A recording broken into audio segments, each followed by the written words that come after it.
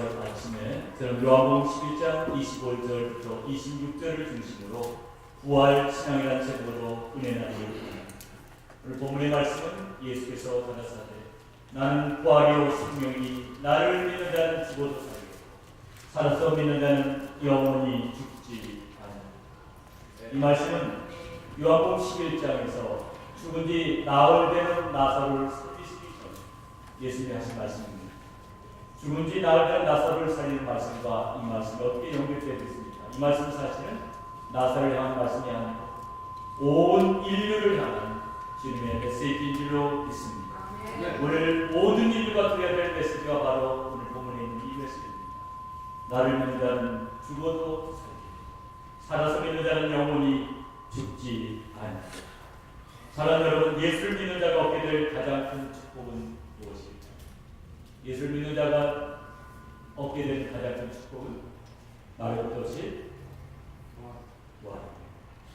좀 대답을 해주시는 거 좋을 것 같아요. 예수를 믿게 되는 자가 얻게 될 가장 큰 축복은 영생과 부활은 같은 것이죠. 예수를 믿는 우리는 이미 놀라운 축복을 받았습니다. 예수님 부활하셨던 것은 사망을 뛰어넘으셨다는 것입니다.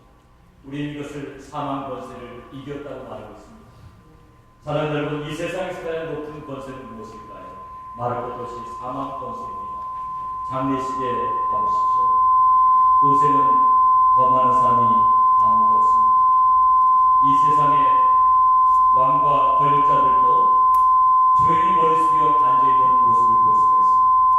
이 세상에 태어난 모든 사람은 사망의 권세 아래 있습니다. 그런데 사망의 권세를 깨뜨렸다는 것이 얼마나 놀라운 일입니까? 이 세상에 태어난 모든 사람은 죽을 수밖에 없는 운명에 처해져 있는데, 그런데 죽어도 다시 부활할 수 있다는 것이 얼마나 놀라운 일입니까? 예수님이 부활하심으로 우리도 부활할 수 있게 됐다는 이 놀라운 부활했습니다. 이 귀한 아침 우리 모두가 기뻐하며 즐거워하시기를 주님으로 축원합니다. 여러분, 부활 신앙을 가진 사람은 세상의 어떤 환경 속에서도 기뻐하고 즐거워하는 것이 너무나 당연합니다. 왜냐하면 우리는 죽어도 살 것이기 때문에, 영원히 살 것이기 때문에, 부활 신앙으로 저와 여러분 모두가 담대히 나아가시기를 주님의 이름으로 축원합니다. 그런데 왜 우리 크리스천들이 낙심하고 좌절하는 것입니까? 지난 한 주간은 여기에서는 침몰로 인해서 많은 사람들이 낙심하고 좌절했습니다. 거기에 우리 크리스천들도 합류해가지고 함께 이렇게 고통을 당했던 것 같아요. 사람이 시간이 각박한 세상에 살면서 우리 크리스천들은 많은 고통을 당하고 있습니다. 오늘 말씀을 준비하는데 우리 크리스천들은 또 사탄의 공격 때문에, 삶의 문제 때문에 힘들어하고 있는 것을 우리 하나님이 알게 하셨습니다. 예수를 알기 전 부족한 종은 삶의 무게가 너무 무거웠습니다. 은혜를 받고 제가 보니까 욥기 14장 19절에 말씀하시기를 하루살이에도 눌려 죽을 자라고 나와 있습니다. 예수를 믿기 전에는 세상 고래를 혼자 짊어 가는 것 같은 젊은이였습니다.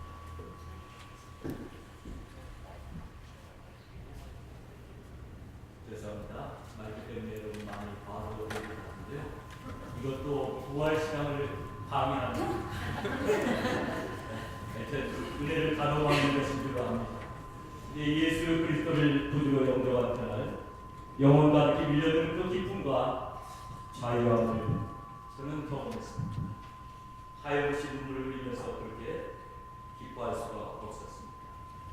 기쁜 날, 기쁜 날, 주 나의 죄 다 씻습니다. 예수 그리스도께서 내 죄를 다 씻습니다. 얼마나 기쁘요. 사랑하는 여러분, 우리가 정말 예수 그리스도를 영접하고 죄사함의 그 기쁨과 감격 때문에, 그리고 예수 그리스도께서 부활하셨다는 것을 믿으면서 우리가 부활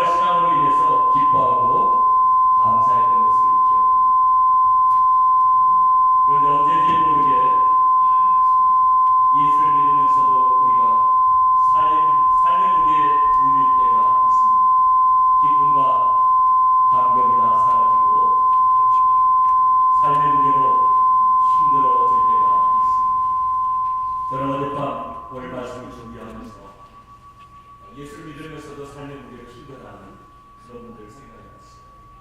기쁨과 감격이 괜찮네 지금.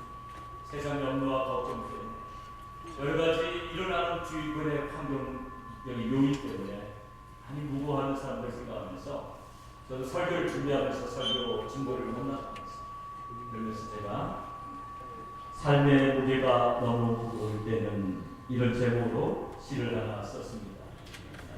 전반부에 방송 시스템 때문에 방해만 받았는데요. 부족한 점이 쓴 수준은 별로 없습니다. 그러나 목사님 설교 인용할 때 이 시를 한번 인용하면 좋을 것 같다는 마음가짐, 제 설교에 딱 맞다는 그런 시를 하나 썼습니다. 우리 방송실에서 삶의 무게가 너무 무거울 때는 화면 비춰주시기 바랍니다. 삶의 무게가 무거울 때는 제가 낭독하도록 하겠습니다.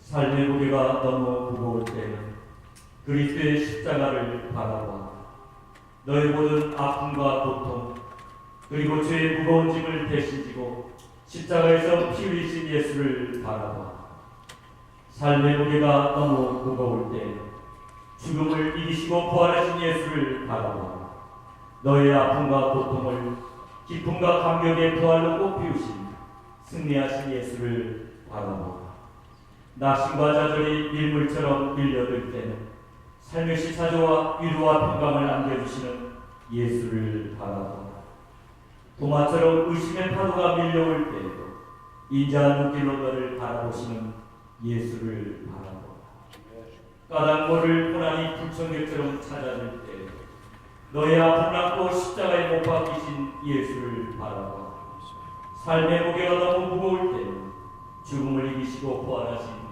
예수를 바라봐 이번에 여기에서 침몰로 고통당한 예수 그리스도의 십자가를 바라보면서 이제 예수 안에서 자유케 되기를 간절히 소원합니다.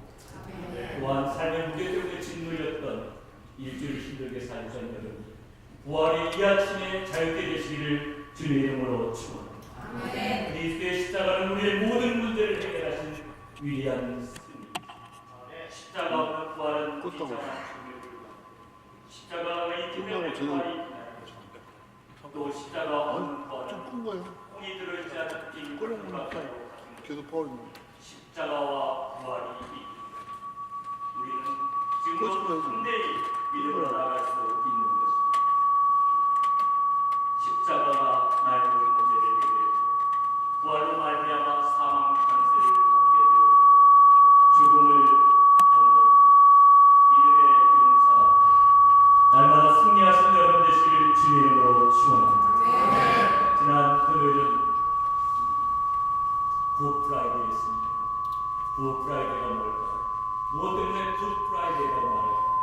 바로 예수님께서 십자가에서 죽으셔서 마지막에 외치신 그 함성 때문입니다. 마지막에 외쳤던 함성이 무엇입니까? 다 이루었다. It is finished. 헬라어로는 테텔레스타. 다 지불되었다. 우리의 모든 죄값이 지불되었다는 것입니다. 우리 예수님께서 우리의 모든 아픔과 슬픔과 고통에 그리고 죄값을 지불한 줄로 믿으시기 바랍니다. 이제 부활에 참여하게 된 여러분 담대하시고 자유케 되시기를 주님 이름으로 축원합니다. 죄와 사망의 권세 아래 있던 우리들이 이제 부활의 소망을 갖게 됐기 때문에 기뻐하고 감사하면서 삶의 무게에 진을 들으시고 부활하신 주님을 바라보고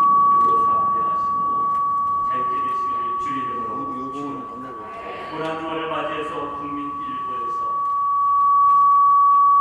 여러 가지 어려움 속에서도 승리하시는 분들을 인터뷰해가지고 특히 뉴스에 반영을 했습니다. 그 중에는 75세 어떤 장로님의 인터뷰 기사도 이렇게 나왔는데요. 경기도 화성시 장안면에 사시는 이 장로님은 지금 현재 밤마당 4기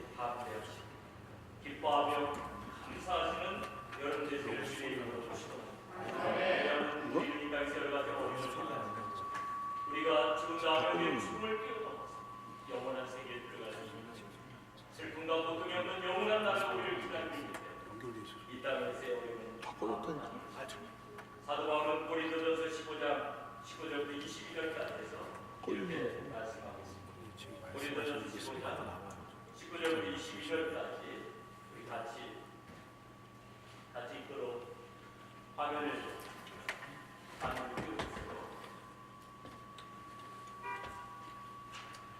같이 읽겠습니다. 시작. 만일 그리스도 안에서 우리의 바라는 것이 하나님의 생명이며 모든 사람과 우리가 불쌍한 자입니다. 그러나 이제 그리스도께서 죽은 자 가운데서 다시 잠자는 자들의 첫 열매가 사람이 사람으로 말미암았으니 죽은 자의 부활도 사람으로 말미암았다. 아담 안에서 모든 사람이 죽은 것 같이 그리스도 안에서 모든 사람이 삶을 이어지는 말씀에 고민이 되었습니다. 사망아 너의 이기는 것이 어디니?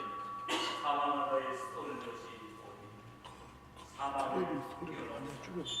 더 이상 낙심과 좌절, 방황하지 않고 한번 따라 세보시기 바랍니다. 사망아 너의 이기는 것이 어디니? 사망아 너의 쏘는 것이 어디니? 사망을 뛰어넘는 사람은 모든 환경 소리를 켜놨구만. 낙심과 좌절을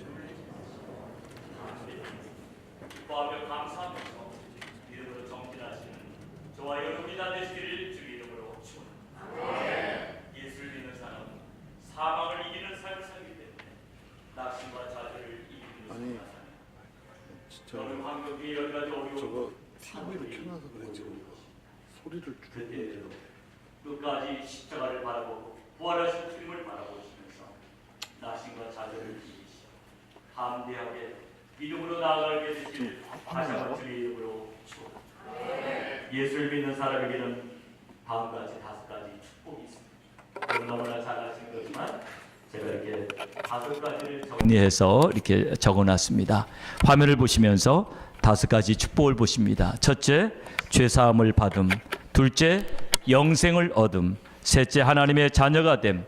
넷째, 부활에 참여함. 다섯째, 천국을 상속받음. 이 5가지 중에서 나는 3가지는 가졌고 2가지는 못 가졌다. 이런 사람이 혹시 있다면 잘못된 거예요. 이 5가지는 어떻게 됩니까? 패키지입니다. 여러분 관광할 때 패키지 좋아하시죠? 여기 5가지 패키지. 우리가 죄사함 받음으로 말미암아 영생을 얻고 영생을 얻은 사람 하나님의 자녀가 되고 하나님의 자녀가 된 사람은 반드시 부활의 소망이 있어야 됩니다. 만약 여러분에게 부활의 소망이 없다면 여러분이 죄사함을 받았는지 십자가와의 정말 만남이 있었는지를 다시 한번 확인해 보셔야 됩니다. 진정으로 십자가와의 만남이 있는 사람이다. 예수 그리스도의 십자가에서 죄사함을 받은 사람이라면 반드시 부활의 소망도 있어야 될 줄로 믿습니다. 만약 여러분 중에 나는 부활할 것이 믿어지지 않습니다. 그렇다면 심각하게 고민해 보셔야 돼요. 주님, 제가 십자가를 다 제대로 만나지 못한 것 같습니다. 십자가 그 피로 다시 한번 저를 깨끗게 하시고 부활 소망 갖게 해달라고 하나님 앞에 기도할 때 하나님이 확신을 주실 줄로 믿습니다. 우리가 부활절을 맞이하여 우리가 정말 감사해야 될 것은 내가 예수 그리스도를 믿음으로 영생을 얻고 부활에 참여하게 되었다는 것입니다. 여러분 이것보다도 더 중요한 게 없습니다. 이게 베이직이 되는 거예요. 우리 신앙생활의 베이직은 바로 영생과 부활의 소망, 죄사함을 받았다는 확신과 이 세상을 떠날 때 내가 영원한 부활에 참여하게 될 것을 믿는 것입니다. 이런 사람들은 어떤 파도가 몰려와 잠시 힘들기는 해도 그 파도를 잘 견뎌낼 줄로 믿습니다. 여러분 지금 여러 가지 일어난 일들 때문에 너무 힘들어하지 마세요. 이것은 여러분의 신앙생활을 방해하기 위한 사단의 공격일 수도 있어요. 모든 것이 다 사단의 공격이라고 생각합니다. 뭐 방송 시스템이 잘못됐다고 해서 사단 마귀가 그렇게 했다고 제가 핑계대고 싶지만 우리가 점검해야 되겠죠. 오늘 아침 많이 방해받으셨는데 정말 죄송합니다. 근데 제 메시지는 좀 방해를 받았어요. 사랑하는 여러분, 우리가 정말 부활의 신앙을 받았다면 우리의 삶의 목적은 분명히 달라져야 될 줄을 믿습니다. 여러분 사도 바울을 보십시오. 예수를 믿기 전에는 어떤 사람이었습니까? 예수를 믿기 전에 예수 믿는 사람을 정말 지나치게 정말 북한식으로 말하면 악랄하게 핍박했던 사람입니다. 왜 예수 믿는 사람을 사도 바울은 못 살게 그랬습니까?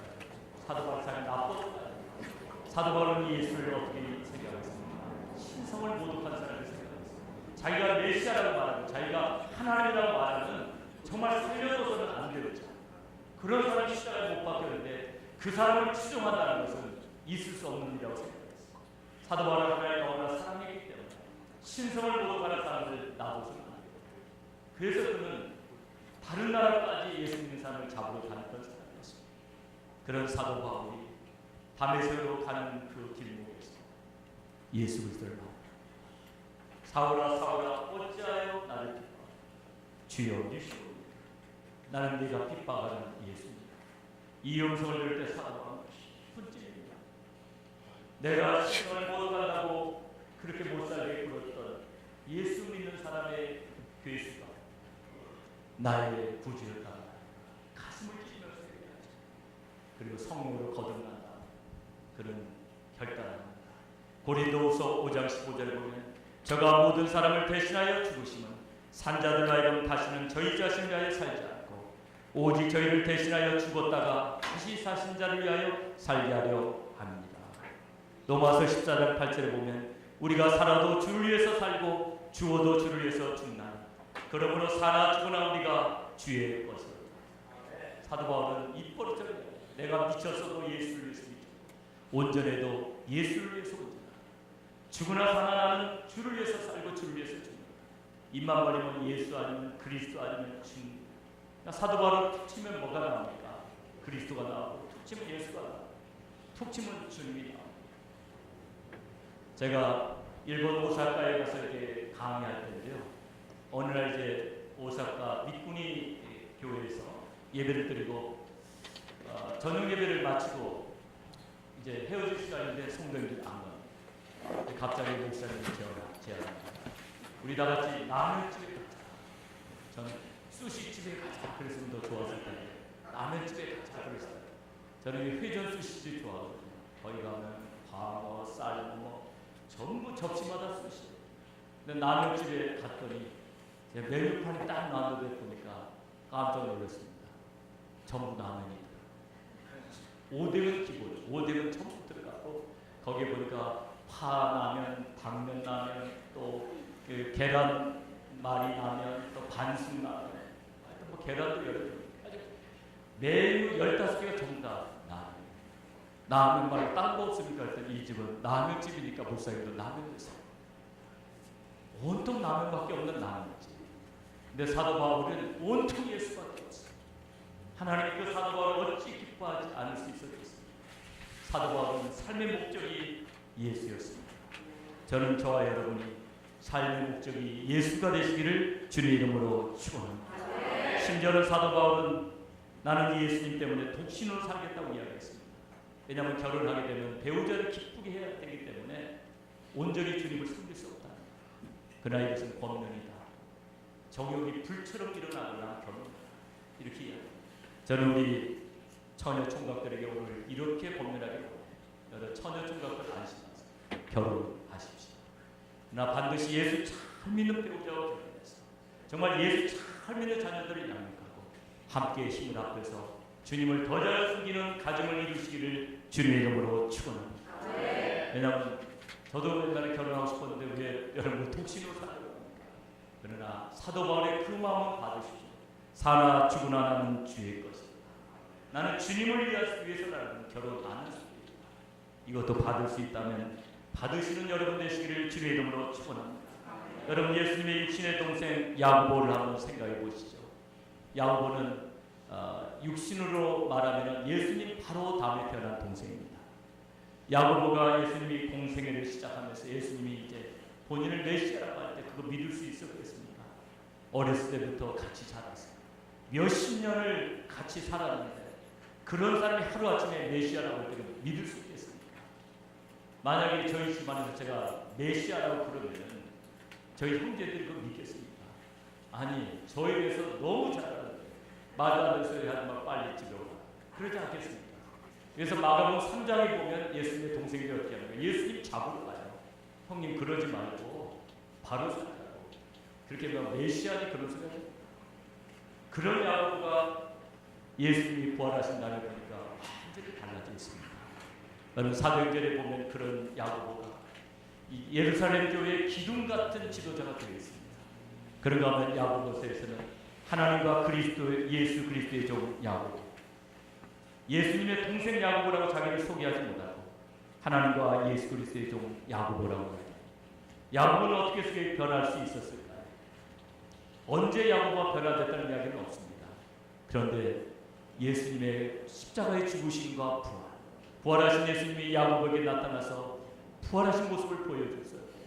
이분은 나의 형이 아니시오. 나의 주, 나의 하나님이십니다.